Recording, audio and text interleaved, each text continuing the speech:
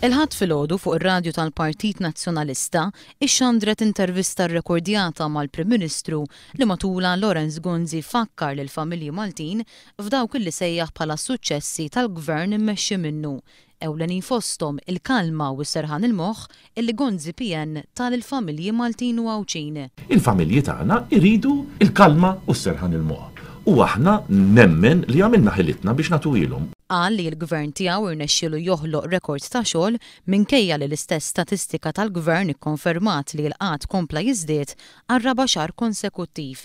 Lawrence Gonzi qal li pajjiżna miexi l quddiem. Aħna għandna pajjiż illum miexi f'xenarju fejn għandna kollox kontrina. Huwa qal li Malta tista' tkompli mixja fid-direzzjoni tajba jekk ikollha gvern, politika u strateġija ċara. Jew żgur fiduċjuż, u żgur li fiduċjuż, però fiduċjuż sakemm neqpaw nagħmlu l-għażliet it-tajbin. U l-għażliet it-tajbin ifisser li jkun hemm fil-gvern min verament għandu politika ċara.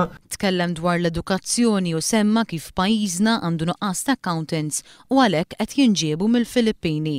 F'dan l-intervent fuq ir-radju Lawrence Gonzi għat-tieni ġimgħa konsekuttiva reġa' ma semma xejn dwar l-akkużi serji li qed jagħmel id-deputat Franco De Bono.